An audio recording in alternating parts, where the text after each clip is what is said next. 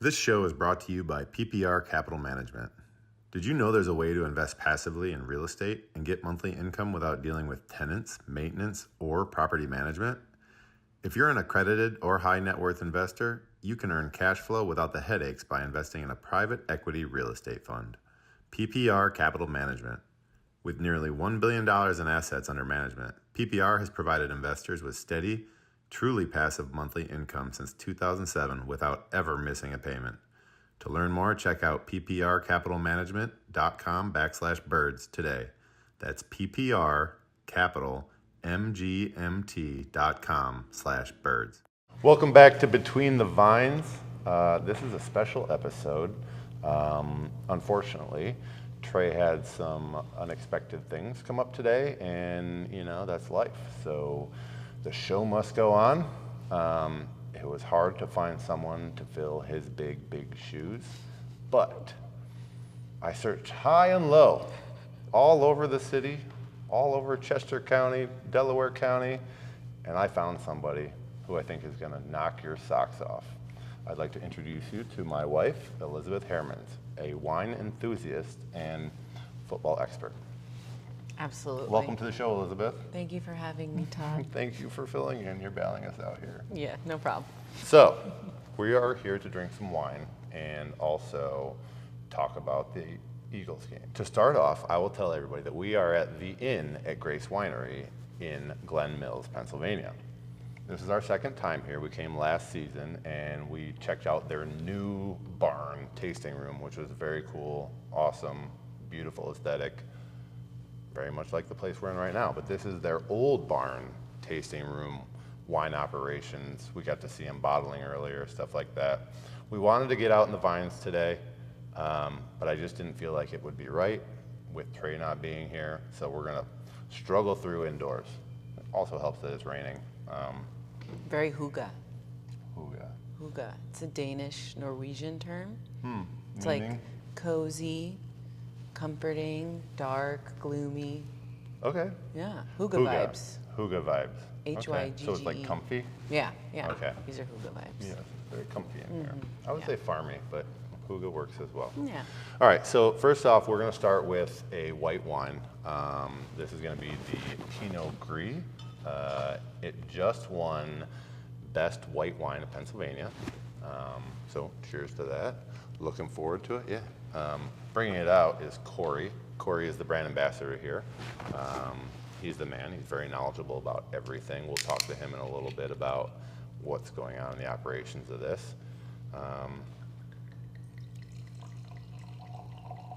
Ladies first, always. Thank you. Elizabeth, what kind of wine do you like to drink?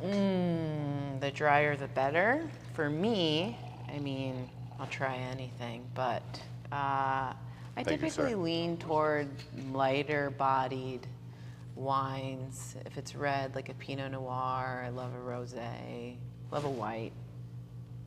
I love it all. What about you? Yeah, I like wine. I It's like got alcohol wine. in it.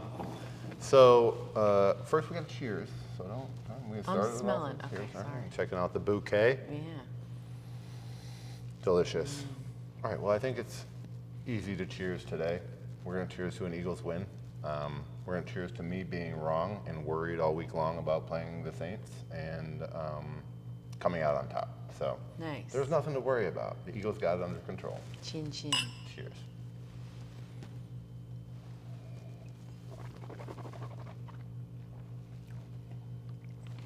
That's very nice. I can see why that won. It's very Yeah. crisp. It's refreshing. Yeah. Not necessarily something I would drink on a rainy day, but it fits. It's so good. Yeah. Wow. Goes down easy. Give us your wine thoughts on this.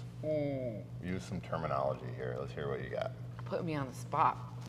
Now it's like I got to apply the vocabulary.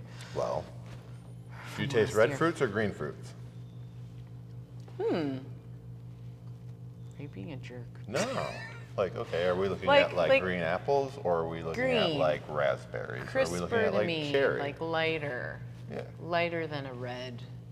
for sure. It's a Fruit. green fruit. Yeah. Yeah. Yeah, Or- totally. Or Like Yeah. citrus? Yeah, it's like so. I got a thumbs up. It's high acidic, right? That's why it tastes like refreshing and crisp and stuff like that. Yeah, But, it's so good. it's very good. This would be so good with like a chicken, right? Would this go good?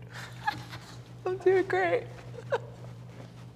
She's saying all that with a question mark tone because Corey's Well, right over here giving I'm her not thumbs the up or expert, thumbs down. but I like to eat and I like to drink and I like to do them together. So Hey, and cook. There are right answers, but it's like a ballpark that you can like fit in, right? Yeah, totally. But you were spot on with all of that. Okay, moving on. So the Eagles just beat the Saints. Not just, it's, Sunday. Awesome game. Not what I was expecting. I was expecting a high-scoring game, and I was expecting not to come out on the right side of things. As a fan now, I get to ride the roller coaster of fandom.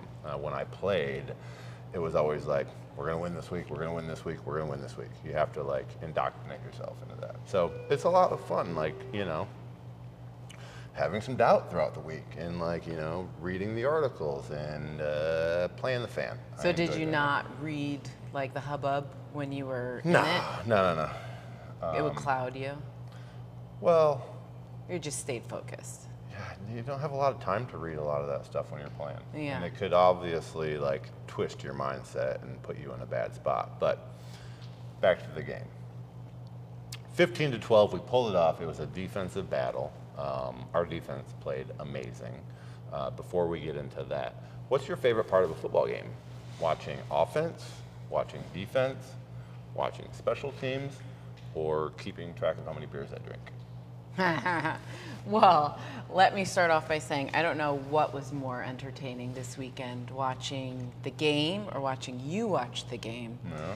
Because I have enjoyed watching the transition of you being on the field to you spectating, and obviously you know what's going on, so you have like a better read and stronger opinions than people would. So it was very, very fun to watch you this weekend. My favorite thing to watch, football for me is like someone who's bilingual. I'm not bilingual, but I could understand perhaps what's being told to me and what I'm watching, but I can't tell you what's happening. Like I couldn't. So you can understand what they're saying? Yeah. but you So if can't- somebody you was can't speak the speaking, yeah. language. So like I can't speak the language, but So That's anyway. that's how I feel with Spanish. Yeah. Like I can figure it out, but I can't speak it. Yeah, Italian for me too. I could, get by, speak like a toddler, whatever. Anyway, so football, I am biased. I love watching the offensive line because that was what I was hyper focused on for so long. Well, you've trained yourself to watch the offensive line. Trained which myself. Isn't a normal thing. Usually people watch the ball. Right, and so like not only that, but having a personal relationship with the guys. Like I love watching, Yeah. our friends. Yeah, exactly. So. Lane, Landon, the guys that are out there. Yeah, Jordan, yeah. Funny clip from a run that Dallas Goedert had this week. Jordan was mic'd up. I don't know if you saw this or not. No. But Dallas had the long run at the end of the game after he caught the ball. And Jordan's running down the field. Well, not running, but kind of like jogging, meandering. Like, is he going to score? Is he going to score? And you just hear Jordan going, "Go, son! Go, son! Unhook the trailer! Go, son! Nah, God, nah!" And then That's so it's funny. like while he's running down the field, he's saying all this. And it's perfect because as an offensive lineman, you love the big play and you love the time that it takes you to get down there, but while you're getting down there, you're hoping that there's not another play to follow it and you're just kicking an extra point, Sure. right? So like, don't get caught, don't Right. get caught, Let's oh no, you got caught, Yeah. So it was just a really funny clip. Well, he's leading in. You looked up some stats before the show? No, I have a correspondent. I have a friend named Rob. My Oh. friend, you might know him. But he reminded me that Goddard is leading in the tight ends and In the NFL? yeah, Receptions, yards, catches? No. What is he leading in? he's leading. He's just Leading the way? He's a leader. Yeah, he is a leader. And It was he's a doing big game great for job. him. It was a huge game for him. He had like 170 yards or something like that. Mm-hmm. Huge one at the end. I think that one of the keys for the Eagles' success on offense this year is continuously getting Goddard the ball somewhere around 5 times a game. I think that you always, I feel like on all good offenses that you can remember from the past, they always give the tight end a steady dose of catches. No matter what the circumstances are for the game, no matter what the defense is doing, they're always going to give a steady dose of tight end. And I think that that's a constant that you need to rely on. I think one thing that got me frustrated all game long, or early in the game anyway, was just kind of watching the play call, you know. I want to see some boring football. Like, we have all these great players. I want to see them hand the ball off to Saquon and let him just chunk yards here and there over and over and over again. We have a huge offensive line.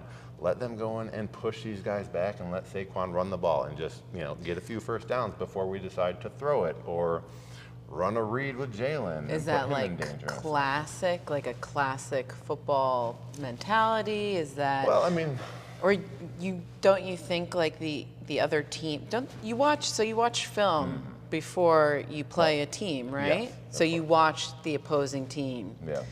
You don't think that they would anticipate or expect, like, oh, look at this showstopper. Well, They're probably I think gonna. that they would, but like right now, if they keyed on him to stop him, he's not getting that many carries. So like, it's a small part of the game. Well, he's leading in rushing right now. Well, it's because he's making some big runs. And what Right. I'm saying is give him the ball more, and he will be leading by even more. Yeah. You know what I mean? He's so fun to watch. So, yeah, he's an awesome back, and that's why we got him, because he spent his whole career with, you know, a subpar offensive line, and now we finally have him behind a great offensive line for the Eagles. Like, let's show this beautiful marriage, and let that be the identity of the offense, and then everything else will branch off of that. We have amazing receivers. They're a little beat up right now. What a better time to lean on the run, you know? And even if a team thinks we're going to key on the run, so what? I loved it when you would come up to the line and a team would call out what you're going to do, and you were just like, all right, you're right, try to stop it. And then you're just ramming it down their throat. Yeah. It's like, it's so demeaning to the other team. Like, they're like, we know what they're doing, but we can't stop them. Yeah. You know, it puts them in a tough spot. But then how does that work? Like, you know, you want to stay healthy the whole season. You don't want to just like push this guy to the max every single game. So like, what does that look like? Well, I don't know, but it's probably more than what he has right now. See, I'm not saying he's getting his carries, but they're coming later. I think you need to set the tone early in the game, build some momentum, because getting a couple first downs by running the ball builds momentum. It builds hype. The whole team gets focused on that because you're literally showing how you're overpowering the other team. So you're not catching up so much at the, you know. Yeah, it's like, you know, once you do that, then you start to sprinkle in some fun plays and stuff. Like, you don't have to do that right out the gate. And I know that what Trey and I were talking about, it's like you have a big toy box full of new toys, and you want to show everybody all the toys that you have. But really what you should do is just play with one toy until it starts to wear out a little bit, and then you move on to another toy, you know? Like, I understand the problem that the coordinator's having, because he has so many weapons. Like, which one do you shoot first? Yes. But I think that the whole thing can be built off of Saquon. But anyway. But he's been there for a while, yeah. Who's that? The coordinator? Yeah. No, this is his first year. Oh, this is his first year. This was, they changed the D coordinator and the O coordinator this year, because that was supposedly what went wrong last year. All right, so now we got new coordinators. Defense showed up, looked great. The offense looked good, but I just felt like we have great players out there, and they're playing well. We just need to get more of a flow on offense going. Well, Fred Johnson and Tyler Steen played after Lane and Micah. Oh, look at you. I feel like somebody's just feeding you stuff right now. Yeah, so we did have some injuries on offense, which is tough, and it's very tough, especially if you lose one offensive lineman in the game. It's very hard to come back or have whoever comes in there step in as a backup and not like notice, right? Right. So we lost 2 guys, right? I wasn't too worried when I saw Steen come in, because Steen actually had the starting job earlier in training camp and stuff, and he got hurt, and that's why Becton ended up stepping in and playing, and he played well. So then, you know, it's like don't fix it if it's not broken type thing. Right. So Steen was just waiting for his opportunity to get back out there and show like, hey, remember me? I was starting. You know. Valuable, yeah. Now, Fred Johnson, there's a big question there, because when Lane goes out, the Eagles suck, generally in the past, right? Their record without Lane on the field is horrendous versus Lane on the field. So when Lane goes out, and then they bring in Fred Johnson, who hasn't really had any meaningful snaps in like 3 years, it's a little nervous. But Right.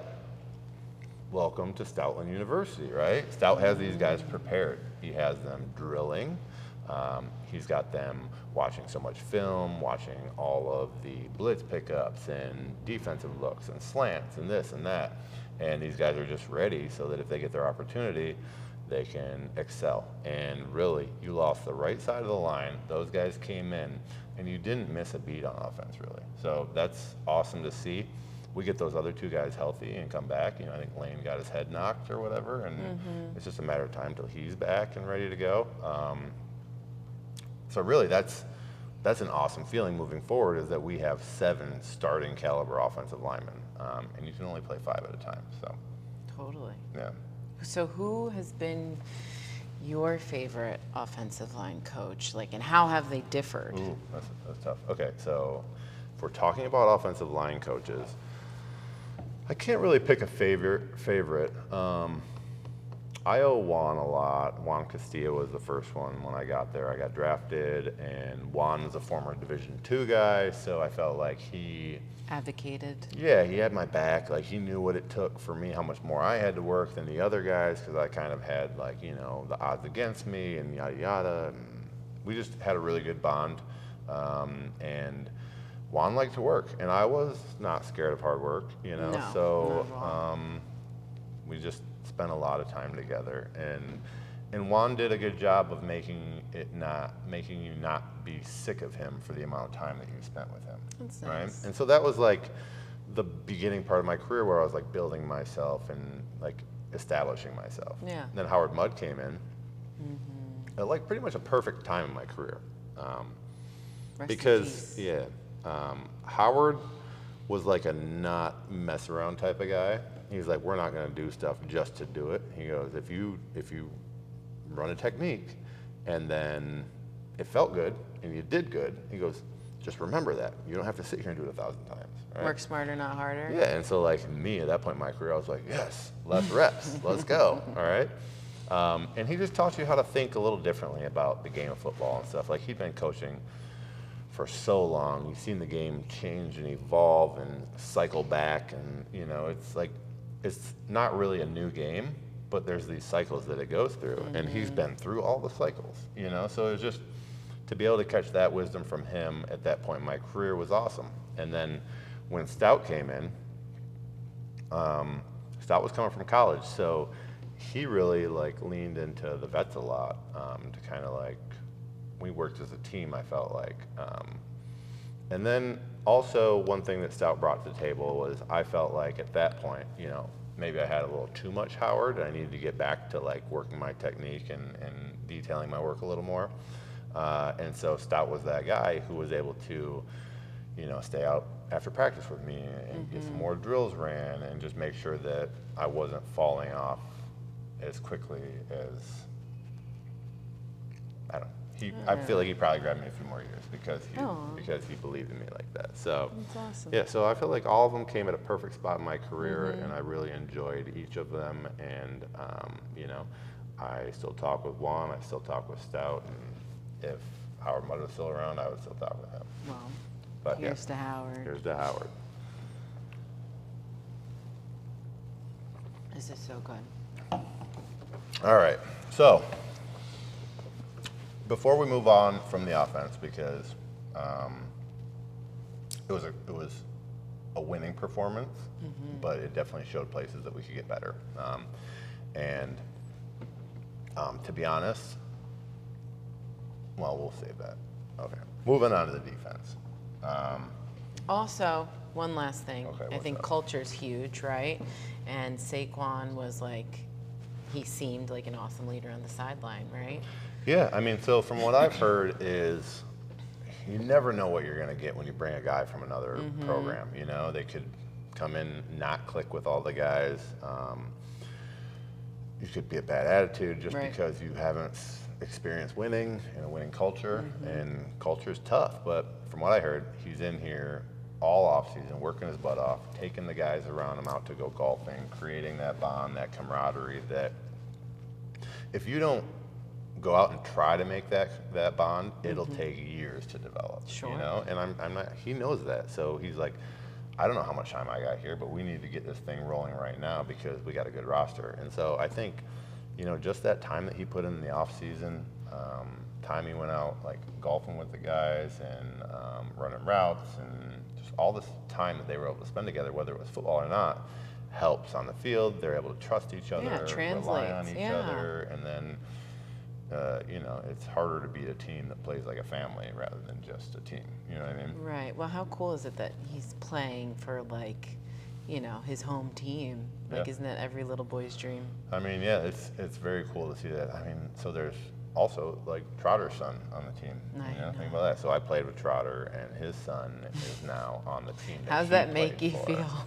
Well, old, but jealous also, because like I'm jealous that he gets to experience those feelings, and I'm like looking at Jackson, our son, and I'm like, man, He's too little. of course you don't he's have to too be little, jealous, but I'm just saying, like, that's such a cool feeling. Like, I That's hope that I can super feel that cool. feeling one day. Yeah, you know, it'd be so cool. totally. And I don't think that many people get to The experience legacy. that. You know, there's not a lot of guys, but there's definitely guys that their kid goes on to play in the NFL after they play in the NFL.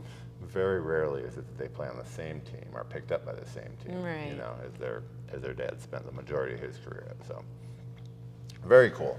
Yeah. Let's drink some rosé. What do you think about that? Say less. Say less. Can we get some rosé here, Corey? You're just tasting, huh? I am. I have to stay clear. So I sound like I know what I'm talking about.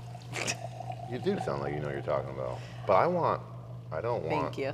stuff people are texting you. I want to No, I mean it's true though. I mean those are obvious. It's Yeah, no, like that's fine. big games for those two guys. I am hyper focused on the offensive line.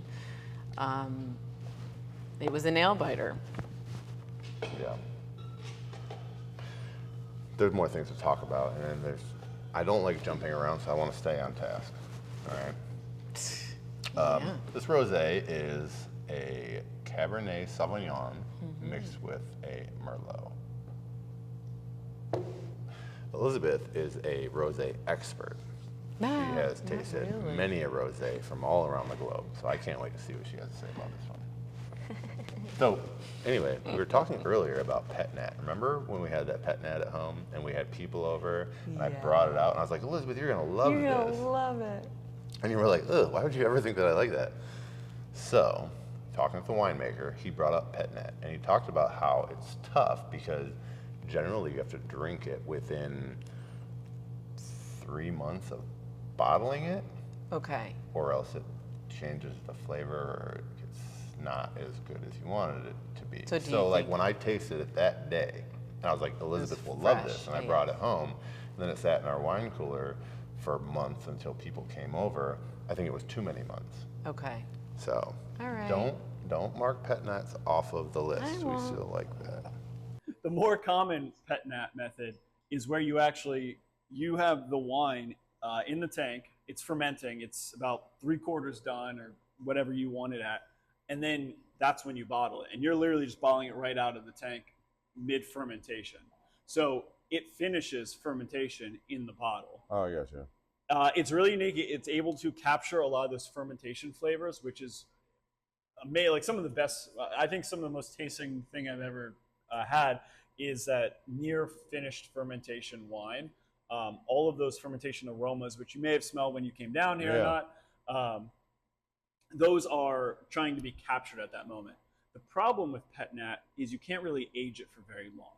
Now, some will probably argue with that, and there's almost definitely exceptions, but typically, you want to those bottles are to be drunk in we'll say the first 3-6 months. And the problem is that a lot of them are really super fruity and acidic and crisp and a perfect thing to drink during the summer. Right. Which means you would have to Not the wait fall, all right. winter. And then it would go spring, bad, And right? by then it's not really peak. So, What you got to do is you got to bottle it and take it on vacation.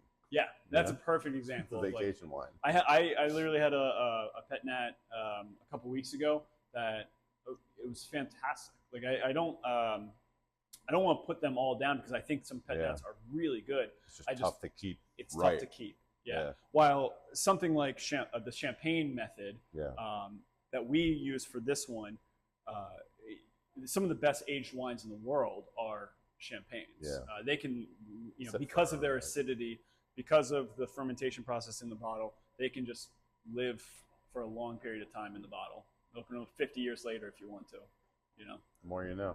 Yeah, absolutely. And I do know what you like. All right. You should. I hope so at this point. Cheers, honey. Cheers.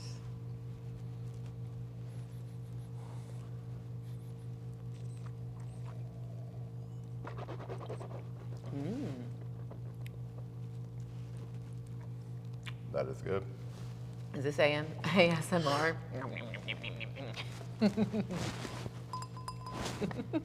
Crank your radios.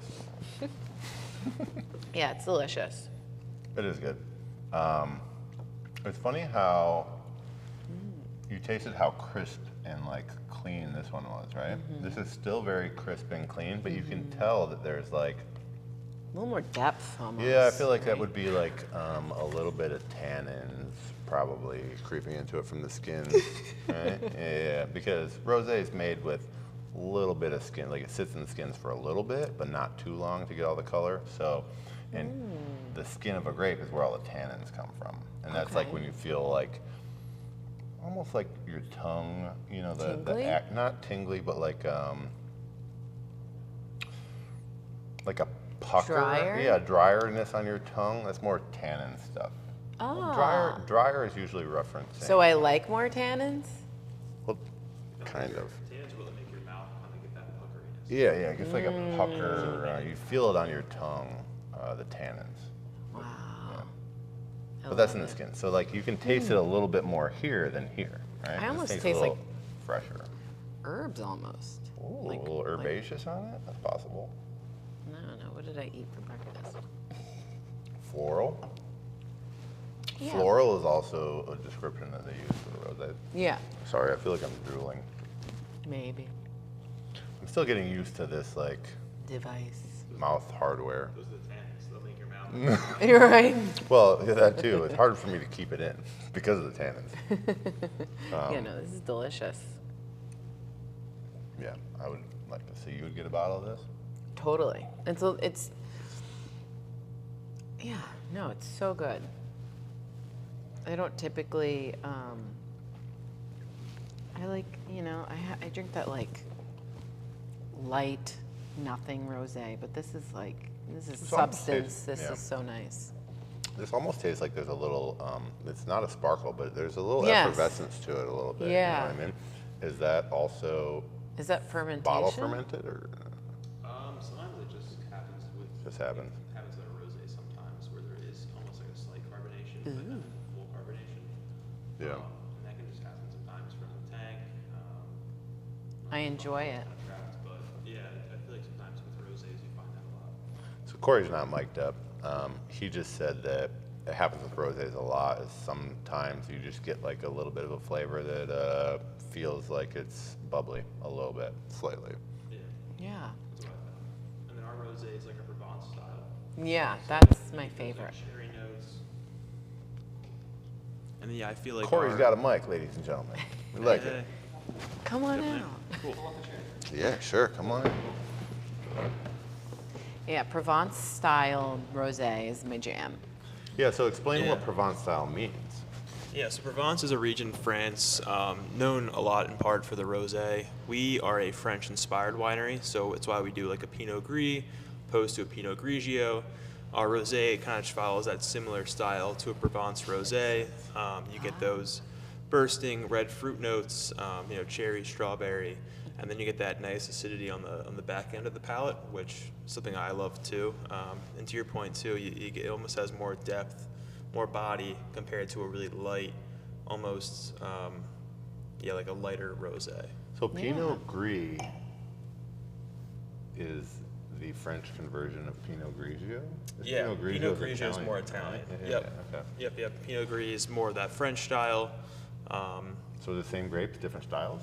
I'm pretty sure same grape, just Yeah. a different style. And if there is, it might be a slight variation in grapes. But I think Connected it some is the dots in same my grape. head. Yeah. So how does because I'm reading, the limestone soil, how does that change, I guess, the Pinot Gris domestically as it would, from France? Yeah, good point. So with wines, obviously you're growing them in a specific region. Terroir is a big factor. So that's a blend of the soil, the climate you're in, a number of things, and how much sunlight you're attracting into the vineyard. A number of things that kind of all go into that word terroir. So right here on our property, we back up to a large limestone quarry in Glen Mills. So our vineyard itself is full of the soil. It's full of limestone, which helps with the drainage of water, helps give the vines kind of that extra vigor. And then you also can find those mineral qualities in the wine. So I think you get it a lot in the Pinot Gris. You get it with our single varietal Cabernet Franc as well, in addition to our other wines. But I really think, for the Pinot and the Cab Franc, it's kind of highlighted and gives the wines a little bit more body, a little bit more texture. And then, again, something to talk about, kind of what makes our winery and our vineyard a little bit different. Yeah, I love Super that. cool. So Corey's the brand ambassador here at the Inn at Grace Winery. What does that kind of all encompass? What do you spend most of your day doing? Yeah, so here on property, we do a lot of things, have a lot of things going on. My main job is to expand our winery's reach. So I work with a lot of local restaurants in the Delaware and Chester County area. A lot of small restaurants, kind of mom and pop, none of the big chains. To kind of heighten their customer experience with some local wine, but also just to kind of, like I said, grow our brands, expand it to as many people as possible. This is a great wine region and has, for restaurants, has a really distinctive culinary style. So I think that's something that this region can really grow off of, is that balance between great wine, great food, great people, almost like what you would see in a Napa or like Sonoma region. And then I also do all of our off-site marketing efforts, so whether it be wine festivals, farmers markets, private tastings, anything like that, just to grow, like I said, going back to growing the brand, exposing more people, because we are very much a hidden gem here. Have a beautiful property, great story. Yeah. Just I was just saying that to you on the way here. Is like every time I come over here, I feel like I have no idea where I am. 'Cause you take a couple turns, and you're like, I don't remember any of this stuff, and it's kind of like nestled back here, and it's awesome. You feel like you don't feel like you're in the area. You know what I mean? It's beautiful. Yeah, and to your point, like I always say, depending how you come, you have to go over a river and through the woods to find us. Very much a hidden gem, but I think that's what people love. People love those little hidden gem spots that they can go, feel comfortable, feel cozy. Don't feel like you're in some big box restaurant or anything like that. Charming. Yeah, charming. I think a lot of the wineries in the area have that quality to them, and I think that, like, back to my point earlier, I think that's something that we're kind of known for in this region. Is, a lot of places have, it's a farm winery. You go out to a nice, beautiful farm. They might have their tasting room in a barn or in a barn setting, and it just kind of ties in the feel of the area. Yeah, which I think is important, in a community standpoint. I agree. It also gives like the history of the area and stuff like that. You get the feel Yeah. of like, you get the feel that this wasn't just thrown up to make money. You get the feel that like this was here and Took like they're many hands repurposing to it. And, like you build. look at some of these beans and stuff in this The barn, and you're like, care. man, how long has that been there? It's just a really cool scenario. So you guys do all sorts of events. You're not just a winery. You do events. You guys have an inn here and stuff, right? So what's the best way for somebody to find information about the winery, or if they're trying to stay here or throw an event or throw a party or get their wine in their restaurant, your wine in their restaurant? Like what would the steps be there? Yeah, so best steps to kind of find us and kind of learn more, I would say, would go to our website or Instagram, Facebook too. Those are kind of the best way to kind of figure out what we are, kind of what we're doing here on the property. And if you have any questions, you can always call the front desk, call one of us. Phone number should be on the website with an email too. So I would say that's the best way to kind of reach someone immediately, or the website, just to kind of figure out what we do. But you can also just come check us out on the weekend too if you want to come out for a glass of wine, get some good food, maybe a cheese board, and hang out with some good friends. It's worth the trip Wine for and sure. cheese. Yeah, we do a nice big cheese board. Nice. Local cheese, a lot of house-made accoutrements. Really just ties into back what we said, good wine, Don't good talk food, about good it, be people. about it, Corey. Yeah. No, I can't eat anything right now anyway. Too much talking. Yeah. Corey also dons an impressive mustache that he trims himself. I asked him about this earlier just because I have tried to do the mustache thing once in a while, and I always gouge it and have to just take the whole thing off. So You got a good beard though, so it's delicate. that Thank you. helps. Thank you. It's changing colors. Stop. It's a stress. No stress. No worries. it's all the farm animals. Yes. All the All farm right. animals. Well, that's for another day. Corey, I appreciate it, dude. We are going to keep enjoying this wine. We got to talk. What do you think about the Eagles this weekend? You watch the Birds? Yeah, so I was actually in tasting room when I was managing tasting room when the Birds were playing. I had the game on the TV. It was a pretty low-scoring game. I honestly thought Alvin Kamara was going to run through us a lot more than he did. I'm happy our defense kind of held them to 3 for most of the game, which I was also happy because I was trying to watch it and I was working and I was like, all right, I'm not missing too much. Yeah. And then right at the end, when kind of everything went down, we were kind of slowing down. I was able to kind of watch it.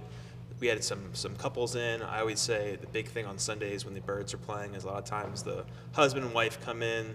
The husband is usually just hanging out having a beer. The I wife's saw you enjoying guys the got wine. beer on tap, too. Yep. Oh, that's cool. The wife, I always say it's like the wife's time, then later on for Monday night prime time is like husband's time. So you kind of got to balance your Sunday off.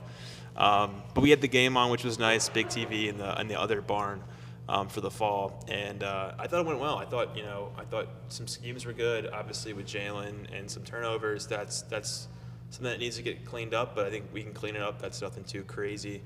And I'm kind of happy like I said, I'm happy the defense held them to 3 I for. think it was nice to see that happen with the defense. Yeah, right? I think especially off the game before, that was a big issue.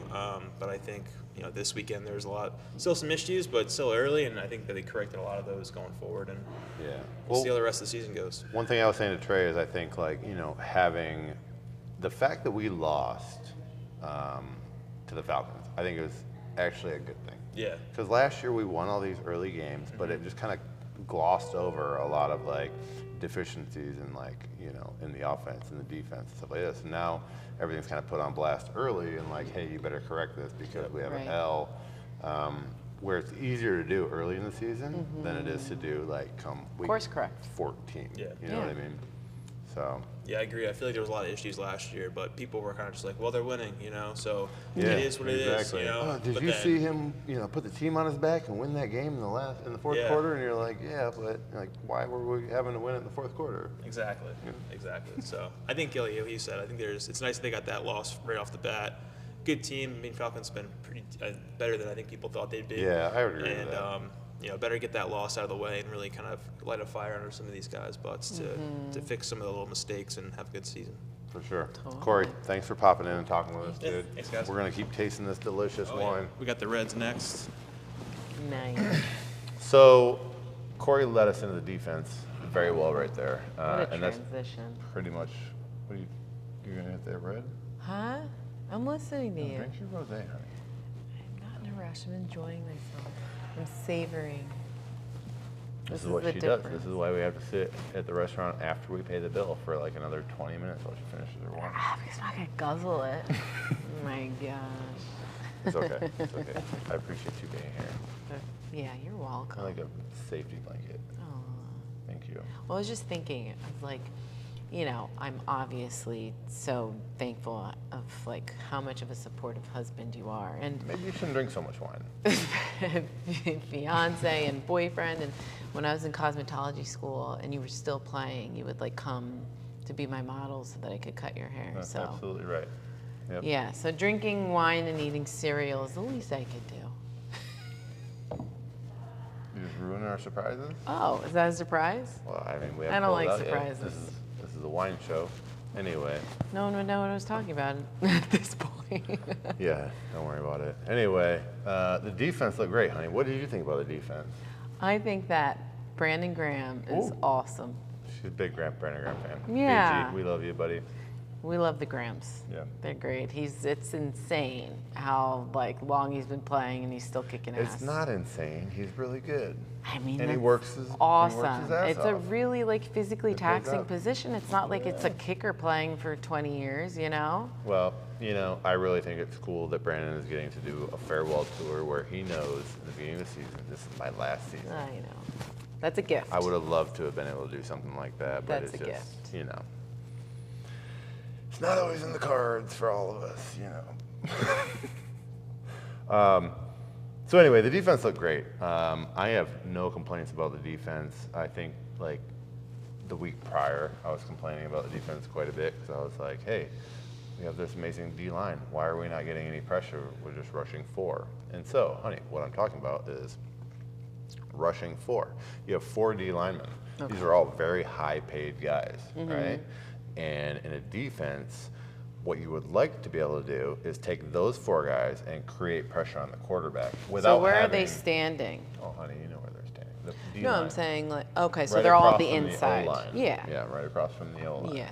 Right? Okay. Yeah. And so if you can get pressure on the quarterback with those 4 people and not have to use your linebackers or a corner or Right. a safety or something to get pressure on the quarterback, then that's ideal. Yeah. And the week prior and then the week prior to that, we haven't been able to do it. This week now, different story. The D tackles, Jordan Davis, Jalen Carter were very disruptive. I saw somebody say that Jalen Carter affected or disrupted the play 15 out of like 60 snaps this game or something like that, which is the most any D lineman has contributed in the whole NFL, I think. That is a very disruptive player. If you actually make an impact on 15 plays out of 60, that's an insane amount of impact that you're having. And he's young too, right? He is young. Yeah. And so it's good to see, you know. And he was also had to get held back by Dom and I it know. kind of hurts at the end of the game. And you saw You're in- Sirianni come over there and be like, hey, he was His right. feathers were. But listen, it was a dirty game. Guys are out there spitting. And, Yeah, what? Yeah, I don't know. I don't get down with that. So Gross. I was never a spitter. I was never Good. a. You're not so a one Campbell. time, when I first started playing football, Oh boy. we played in this mud game, right? And the whole field was mud. And I was young, and I was playing D-line, and we got down in the stands, and I grabbed 2 fistfuls of mud. And then when the ball was snapped, I was on D-line. And when the ball was snapped, I took this mud and I like threw it at the offensive lineman's face, right? And then I like thought that and it didn't even work, right? I still got blocked. And so I think my dad saw this. And Oh, your dad caught you. And so I got a strict talking to about that's not the Yeah. way that football was played. Yeah. And That's so and funny. it stuck with me since then. So that is not how you play football. That is dirty ball, and I never played like that since then. I'm sorry, what level was this? Oh, this was like I think it was probably in 8th grade when I first started playing. Oh, okay. You know, Okay. I didn't get it on my system in like Pop Warner or anything like that because I didn't play Pop Warner. No? Yeah. No, I was a soccer player when I was younger. Believe it or not. This big body was moving all over the soccer field. Okay. But anyway, dirty ball. There's no place for it in the NFL. No. Spitting on people. That's just Oh my gosh, I absolutely remember disgusting. when you would come home with like marks all over here. Of course, but that's not dirty ball. That's just Pinching is playing. not dirty. So no, when you said what happened to your arm and there's a bruise there, and I would say No, I would see and I would pinch say I got marks. pinched, and you would say, oh, they're out there pinching you. No, they're not.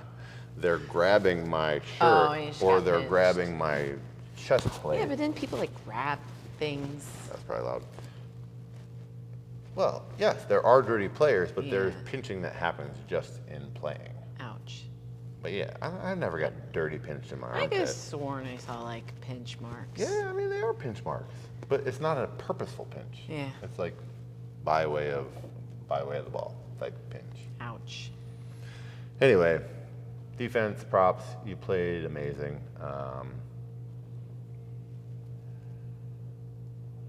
Cool. Yeah, I mean Elizabeth, you got anything more to say about the defense? How about the special teams? What do you think about the new kickoff rule? Ooh, I don't know, but Blankenship. Hey, there we go. Not on special teams, but still defense. Yeah, Let's not leave no, that yet. like wow. He just like, Wow, what? I don't know. I noticed him.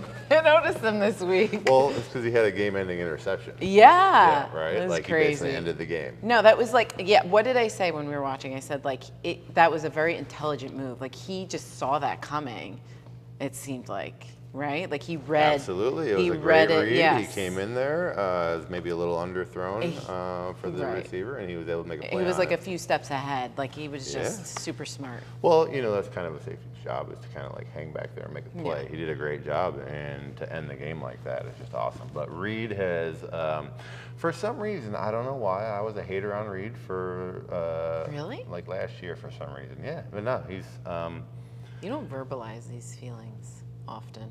to know? you, because you'd be like, Reed who?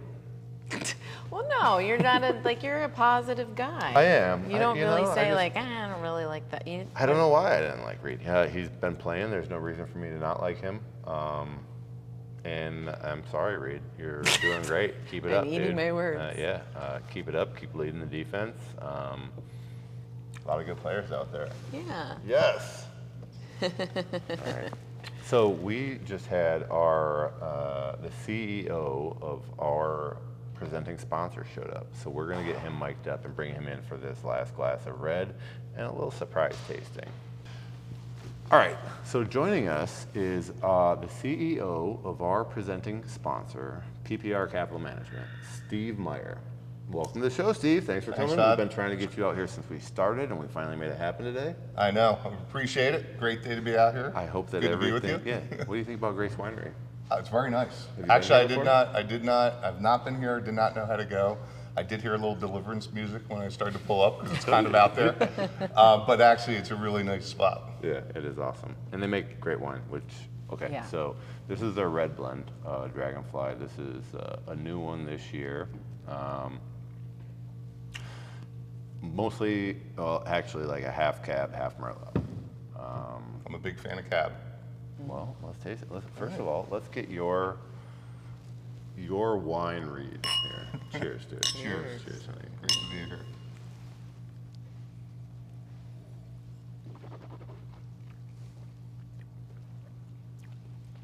It's nice. That's really nice. So you guys feel that on your tongue, right? Yeah. Those are the tannins. We were talking about tannins earlier. You were talking about tannins. Dude, you don't even know about my wine education. I did work this off season, and I took a class at I'm not a somm. Like that's that's ultimate. a confusion. But I would love to be a somm one day, where I can go like, just from Delaware County, Pennsylvania. You know? I don't know if I'll ever be there. Well, you just did it. So. Well, so I know where we are, all right? But I took it's called the We Set Level 1, like wine something or other class. Elizabeth got it for me for my birthday. Something like that. Maybe Christmas, one or the other. Yeah, something like that. Anyway, and then I took it, and I'm a level 1, not a somm, but a level 1 wine enthusiast, something or other. Class Does Selleck know this? singer. No. maybe not. I don't know. Just wanted to know. It's not important for him to know. So we're at the dinner next time. I can bring this up. Right. Well, You could I guess choose I the know wine. who's picking the wine. Right. Exactly. So anyway, what do you think about that? It's delicious, right? It is. So It actually good. is. It's a very good drinking wine. Very smooth. Where you feel the pucker on your tongue, that's the tannins. The tannins come from the skin of a grape. If you took the skin off of a grape and ate just the skin, your mouth would get you would taste it. You had to do taste that, like right? Yeah, you would taste like that. Who are you and what did you do to Todd Herman? Secret evolved. life This of class. Todd. I'm evolving, Steve. I'm evolving. I like the evolution. So this tastes delicious. Like I would eat this with a beautiful steak. Right? This would go well with a really nice dinner. Some spring view Or- wagyu. Yeah, spring view wagyu. Or you could sit in like a nice big leather chair in like a dark room. It is pretty and, like, leathery. and Yeah. then just sip on is. this and feel like Huga. you made it, dude, right? This is it's actually a really nice drinking wine. It's something that it doesn't really overpower you. Definitely you can eat it with food, I think, but it could be a good, kind of pre-dinner wine as well after the wine. Exactly. So now that we got the wine out of the way, tell me real quick before we get into football, give me a spiel. What is PPR doing? So thank you. So PPR Capital Management, we are a private equity real estate firm. We're local in Wayne, Pennsylvania. We've been around for 17 years. We have about $1.1 billion of assets under management, all from accredited investors, which is a little unusual. Usually in the private equity space, it's more institutional investors. We really cater to the high net worth accredited investor. And the company was founded, it was actually originally called Partners in Payment Relief. And really our main job, what we focus on, is to buy distressed debt, what's called NPLs or non-performing loans, primarily in residential. But the whole purpose of the company was to do that and find a way for folks to keep their houses. So unlike banks and other foreclosure firms, we take it, which honestly, if you look at these days with the way the economy is and the way houses are moving so fast, you could actually provide a bigger return if you did that, but that's not what we want to do. We really want to focus on the homeowner, keep them in their house. So while we have a bunch of stakeholders, our investors who invest with us to make a return, we also feel very strongly that the folks that own the houses and properties we buy in that non-performing loan, they're stakeholders to us too. And we want to be part of the community to make sure we're giving back, make sure that we focus on them keeping their house, finding a way to work through the mortgage. And in some cases, not every case works out. We want to find the best way then for the exit and set them up for kind of what's next. So that's really been the guiding light, but we really have evolved the company. Really the PPR now stands for purpose, prosperity, and relationships. Purpose being we really do this investing with a purpose-driven mindset on keeping people in their house. In this country, there's a 5.3 million shortage of workforce or affordable housing. It's a huge issue that's looming. We want to try to help with that. To purpose or prosperity, we want to provide financial wellness and support to the people who invest in us, so our investors. And then relationships, whether it be the community, our investors, the homeowners, our employees, it all revolves around the relationships we have. So that's really kind of our three guiding principles. We've branched out the investment thesis to provide more return for our investors. And this NPL space is getting a little crowded. So we started to invest in some multifamily, again, more in that workforce and affordable, because we want to provide the capital to continue with the project and keep people in their houses. And then we've actually opened up an opportunity fund which has a little bit more risk reward. And we're actually sponsoring, we partner with a great sponsor, Olympus Pines, and we're backing car washes, a network of car washes, Tommy's Express car washes across the country, which is a really hot space. It's a great business model, and it's one that we think larger private equity firms are starting to get involved in and buy these up. So what kind of returns are we talking about here, Steve? Well, that's what the people want to know. Because like they hear, okay, oh look at he's doing such a goodwill thing, and like, oh, it sounds like great in theory, but obviously they want to know if the returns are good. Right? So we have two flavors of funds. So in our first kind of flagship investment, our NPLs, that is more of an income play that we provide for a lot of our investors. So what we offer is a 12% return fund. So people will invest with us, it's a $100,000 minimum. They sign up for a lockup of 3 years, but they get 12%, and that 12% can get paid out every month. Anything above that we take, but that's part of us kind of keeping homeowners in, and obviously we keep the lights on. Exactly.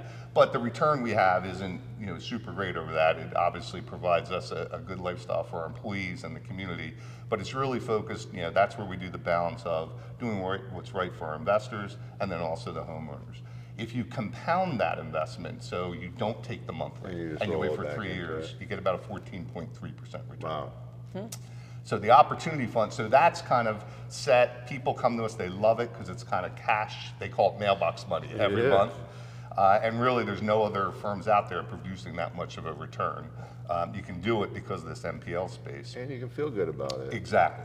And this opportunity fund, what we've heard from our investors, and we have over 2,200 investors, they've said we want a chance to get more upside. Less income, more upside. So this opportunity fund. And that opportunity fund will be anywhere of a return, and that's going to take over 3 to 4 years. but it'll be a return total of anywhere from the low side, we believe 18%, to as much as 32%. It's all going to depend on the exit we do once we build the platform of car washes. But it's a different structure, but again, it's been very popular, people are very interested So in it. are you coming up with these strategies? Are these yours? Well, it's the team. We have a CIO and a portfolio manager group. We sat down and talked. I will say the car wash one was a near and dear project to me. Yeah. I had some experience, being a passive owner of a car wash in the past, and I just love the space. I love the business model. When you look at it, it's a highly subscription model. It produces a very large return, 45%. Every car wash usually provides about 45%. Wow. So it's a really good model. I know Trotter was in the car wash business for a while. How do you do? I think he he actually owned his, didn't he? Well, I think he had a portfolio of them. I think he ended up selling the portfolio. Yeah. So I would imagine that he did pretty good. So there's been two very large deals that just happened in the past 3 years. Warburg Pincus bought a chain of car washes called L Car Wash, and KKR, one of the largest private equity funds and managers in the world, just bought a firm, I don't come up with these names, Quick Quack, in the Midwest. But the returns they've been paying are over 20 times EBITDA. Yeah. So you can see private equity has started to move into more consumer services. They love automotive services. And this is one that we just think we've hit at the right time in the right space. That's awesome. Steve, you're big. Did you play football? In high school. High school? I was too slow. I didn't you're a have baseball player, right? I did play baseball. That was my #1 sport. Yeah. But I played tight end. So the funny thing is, when Steve and I are seen together at the Eagles games and stuff, people think Steve's my dad. Yeah. We weren't going to say that, by the way. Not that I look old enough to be his dad. Now, there might have been some occasions, and we apologize to folks out there, where maybe because I needed to get behind the scenes, I was his dad. So they're like, I'm Todd Herman's dad. They're like, who? Back of the line, sir. Back of the line, Mr. Herman's. So it's worked to our benefit most of the time. Yeah. Well, yeah, make it work. So, okay, back to the game. All right, there were some big issues I felt like that I don't want to gloss over. And in his press conference, Sirianni said, I'm not going to sit up here and explain over and over again why I made the calls in the game. I'm making what I feel is best for the team. Yeah. And that's paraphrased, here and there, but that's the gist of it. And to me, when you're not taking a field goal over and over again when you're in the red zone and you're turning the ball over on downs, I don't know, you're probably not going to have that many more opportunities if you continue with that to explain yourself. Yeah. So, like, it's at a point now, like, we know that you're not calling the offense and you're not calling the defense, so you are calling critical plays. Yeah. And if you're not calling the right critical plays, then we're going to have to do something about that, Like, I like Sirianni, and I think he does a good job, and it's a different style than I'm used to of head coach because he's very, player-oriented. And I think a lot of young players really feed off of that. And a lot of young players don't deal with an old, crusty coach that yells at them and doesn't care what they think. I agree with that. You know what I mean? So I think that they love Sirianni, and he wears the guys' hats or shirts that they get made up and stuff like that. Like, he supports the players through their different endeavors and stuff like that, which I think is very cool.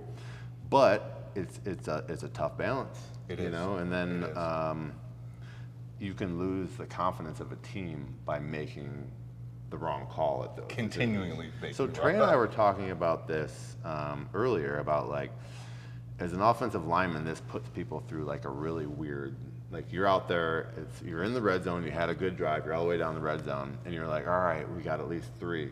And then it's kind of 4th and 3, and then you're like, okay, we're gonna kick a field goal. But then they send out the offense with a play, and you're standing there in the huddle, and you're just like, you can't disagree. Yeah. You got to be 100% into it. So you're like, all right, we're going to get this. But if you do that a few times, eventually they're going to be standing there in the huddle, and they're going to be like, all right, dude, what's the deal? Like, let's take the 3 and get out of here. You know what I mean? So I asked you when we were watching it, like, is this some kind of weird contractual thing? Because, like, why wouldn't they be, like, he's not hurt. Like, she thought maybe Jake Elliott has like a points scored escalator in his deal, and I Like said, an no. escalator, I said, yeah. no, honey, that usually happens towards the end of the season. It's way too early for that. But, like, why else Right. would they not be, That's you what know? I tweeted out. I said, is Jake Elliott hurt? I'm not sure what's going on here, you know? And then he comes out and they try to get him to kick a 60-yarder, which he has enough leg to make. Yeah. But, you know, if he got a couple chip shots in during the Right. game, That's exactly right. he's probably feeling a lot more confident about his accuracy at 60-yarder. I mean, I don't want to make a mountain out of a molehill, but those, if there's any complaints about the game, it's the flow of the offense. Yep. And those critical, like, game-changing decisions about going for it on 4th down when you have 3 that you can take. Yeah, I agree. Listen, as you know, I've been a lifelong Eagles fan. I've been a season ticket holder for over 20 years. And I like Sirianni. I got to meet him early on when he, actually 2 weeks after he started here, we were at a Sixers game and I ran into Sirianni, got to know him. Actually, Kelsey introduced us. And I know Kelsey loves him. Jason loves him, thinks he's a great coach, one of the dude. best in front of guys. He'd let Kelsey do whatever the hell he wanted. He'd send him kegs and be like, come play for me again. Which is kind of cool. But Yeah. I'd love him too if he sent me kegs and said, hey, come play another year. I will say, I think what's happening Thanks is, for the kegs, no. you look at Dan Campbell. Dan's one of these, you know he's going to go for it. And he's established the identity with his team, and he plays with his heart. But I think- don't know if Dan Campbell would have went for it in every one of those scenarios either. Yeah, I'm not sure either. Down I think, 3, I think he definitely has inside the 10, a you're gonna model. kick that. And I think that's the problem we have. I don't think the team, my view, and again, Coach Sirianni has way more of a difficult job than I do, gets way more criticism, and I wouldn't want his job for all the money in the world.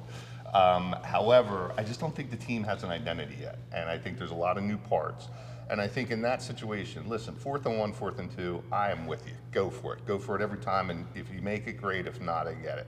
But when you're 4th and 3, 4th and 4, I think you got to take the points, especially in a game like New Orleans just felt like from the beginning, this is going to be a slugfest.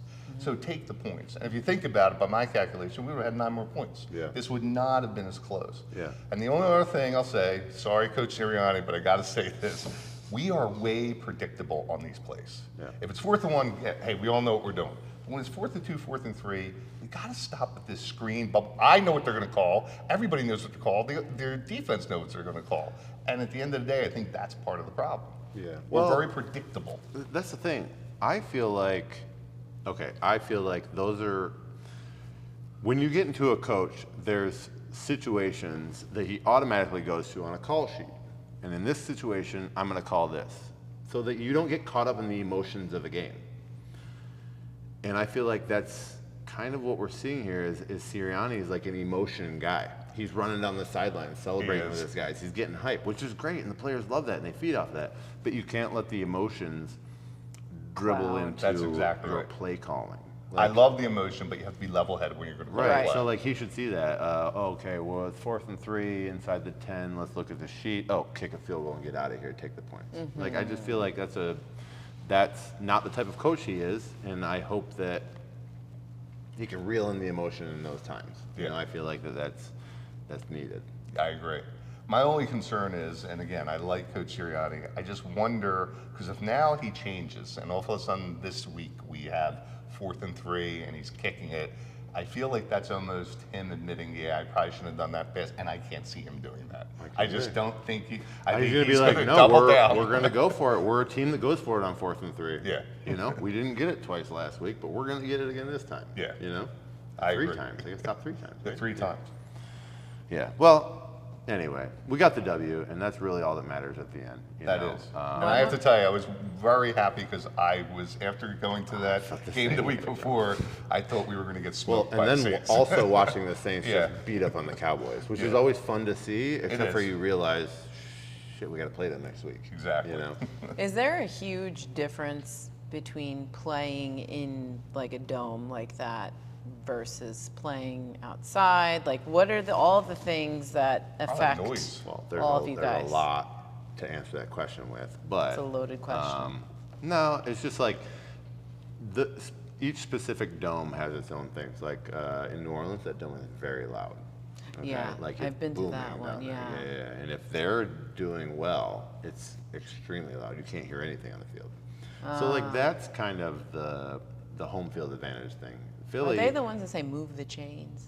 I think they're the ones that like move I think the that's chains. kind of a thing everywhere. I don't know. It's like a Whatever. first down. Yeah. Part of football. They're all the who dat. Yeah, who dat? Yeah, who they dat. do the who dat. Who Yeah, dat. yeah. Who dat is the Saints, and Yes. who Yes. day is the Bengals. Yes. Who day? Who came up with that? What is that? I don't know. Anyway. So guys, I got a surprise to end this show on real quick. Oh. Is it more wine?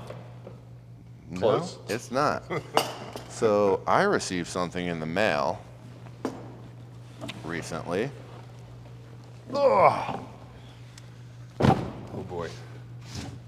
This is obviously a box of cereal. This showed up at my house, and I'm like, "What's going on?"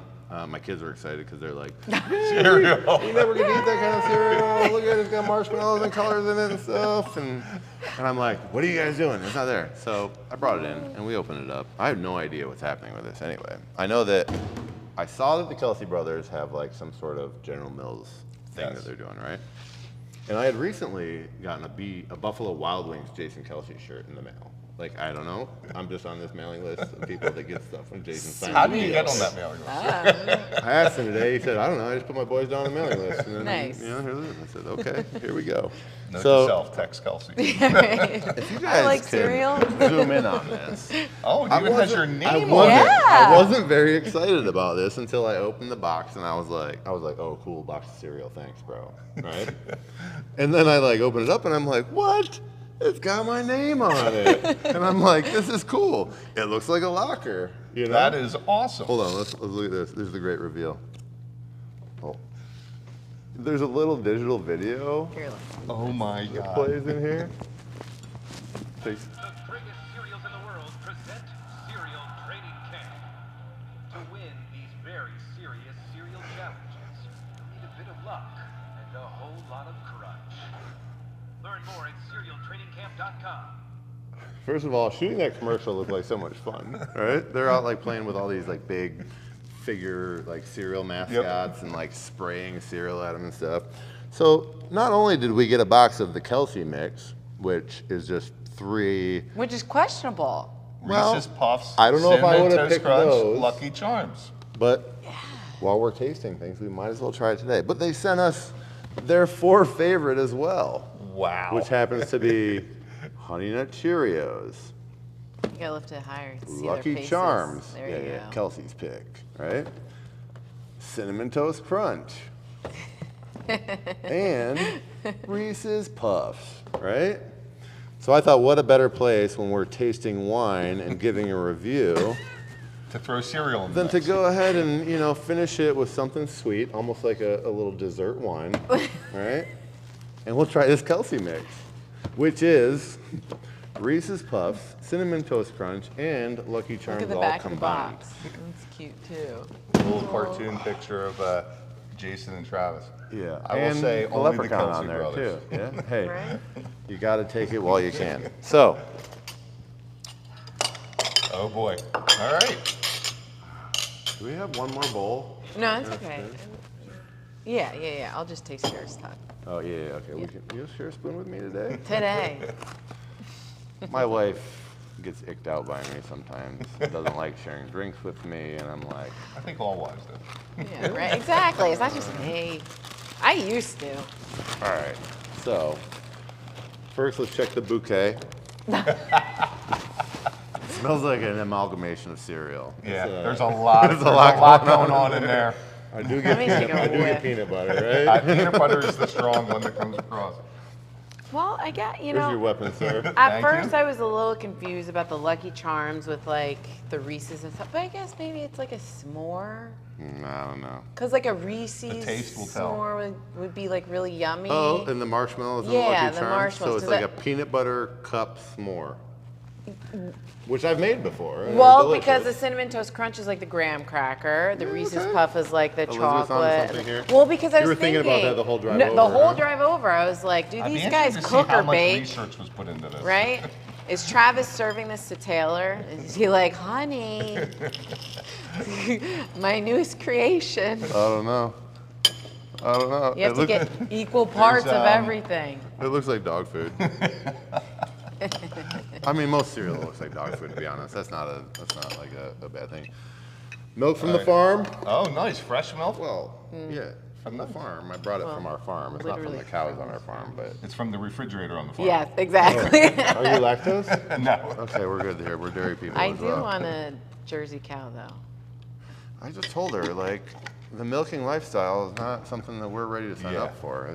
Here, honey, you try it first so you First? get your own spoon. That's Clean very spoon. nice. Okay. Wow, that is nice. All right. Okay. So we're officially doing this? Yeah. You have to All have a right. scoop Oh, of looks like like. you got a little bit of everything in there. Yeah, Oh, a I little don't see any bit of Toast everything. Crunch. Hold on. Let's see. More ASMR. There's a lot going on. I'll have to say, I think I'm a fan though. Yeah. This Yeah. seems to me a very good cereal you might want to have when you're hungover. When you're. Oh, I was gonna say hi. Well, sometimes people cure a hangover by getting high and Yeah. eating the Kelsey mix. No, it's exactly what I thought. Yeah. Tastes like a stoner combination. Have you ever just had like cereal for dinner? Well, not since I've been an adult. I know. But. I Not love when cereal. anybody can see me. So, all right, here we go. Let me get some toast, some marshmallows.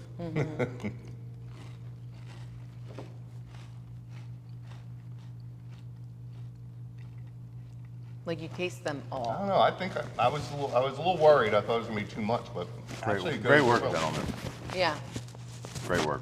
Yeah. Elizabeth, I think you're pretty close with the s'more thing there. Yeah. Except for the peanut butter is way more flavorful than in like a peanut butter s'more. You don't get a whole lot in a Yeah. Reese's peanut butter s'more. But Well, leave it to Jason and Travis to solve when parents have to deal with. No, I want this cereal. I want this cereal. Nope. You just I eat know. this. You get it all. We'll just get the funny thing is, Well done, gentlemen. my kids asked to mix. mix cereals this morning, and I was like, "Oh, look what you guys have done!" All right, Right. go for Did it. they do that based on receiving this? I don't know. They've been staring at this for a couple days now, so probably they're like, "What is the Kelsey mix?" I'm like, "They just put a bunch, like 3 cereals together, guys," and they were like, "Wow." Mind blown. I got the dental hardware. I'm trying.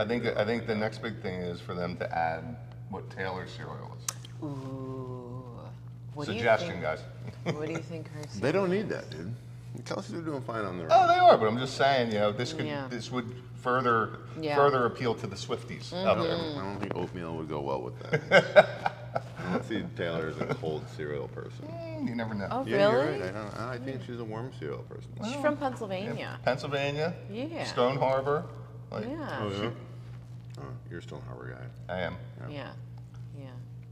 Great place. So what would you rate it on a scale of 1 to 10? Scale of 1 to 10 for this cereal?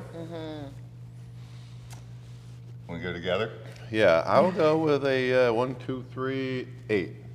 I was going to go 8.5. 8.5? I was yeah. going to say 8 too. Yeah. Yeah. It's a solid win. It's Good solid. job, guys.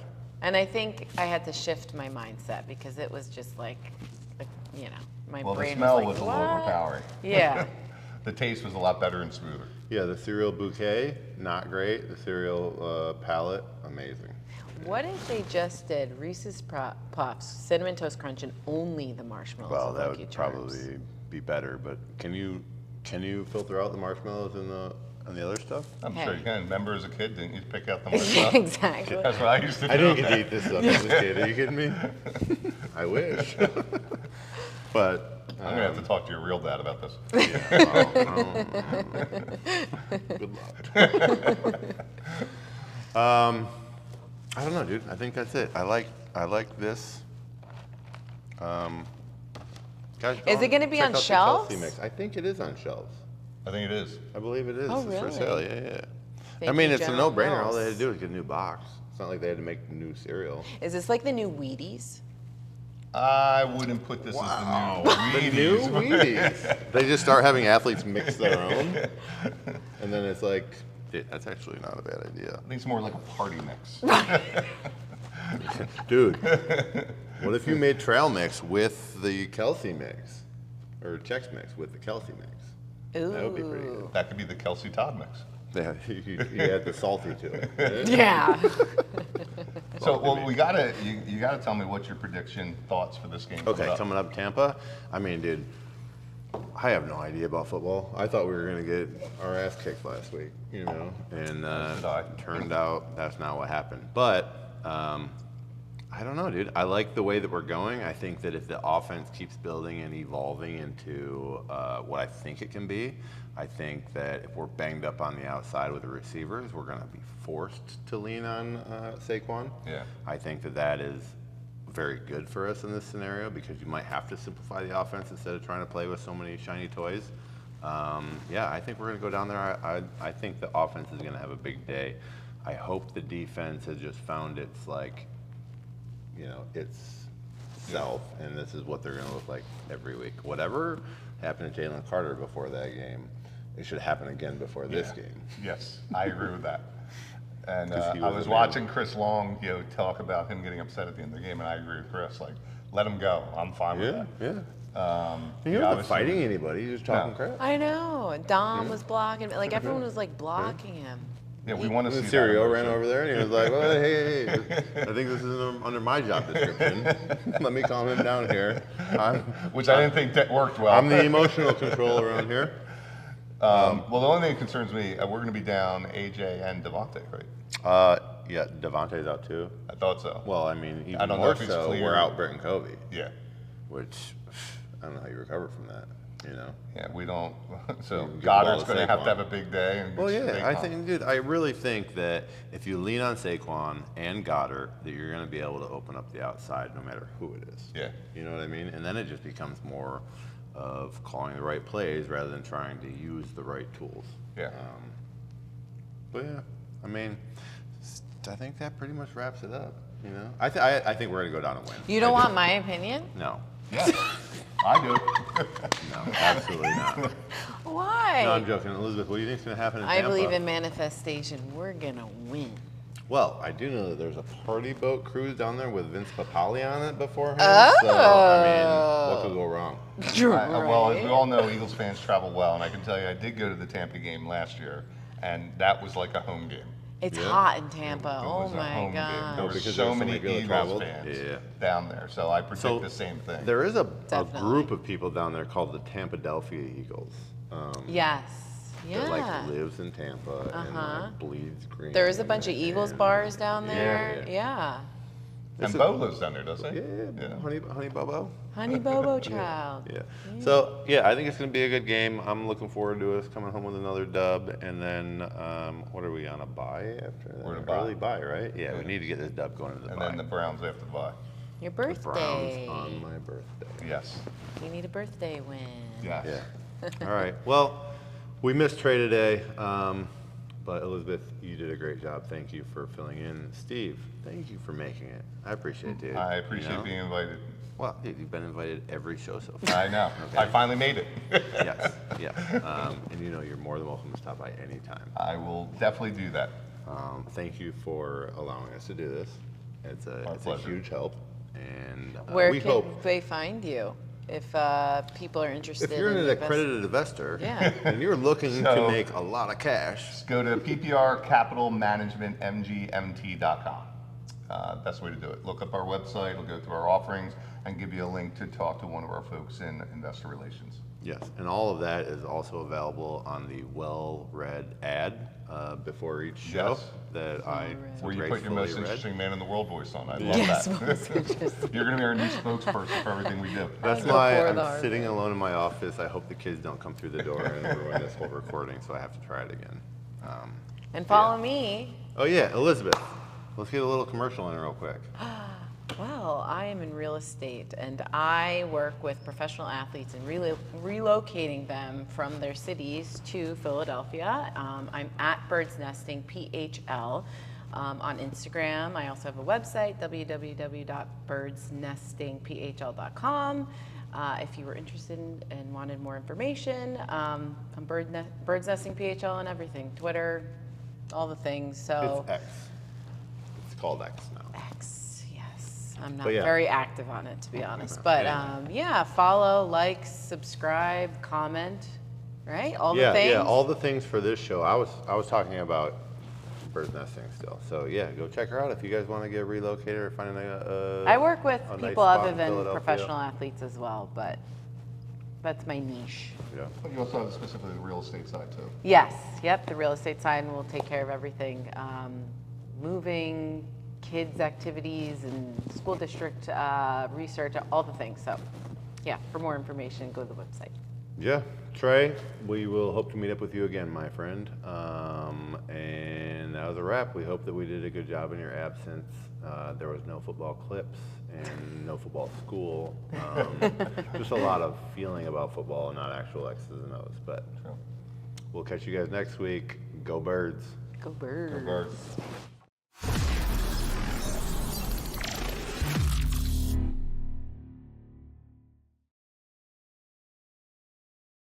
This show is brought to you by PPR Capital Management.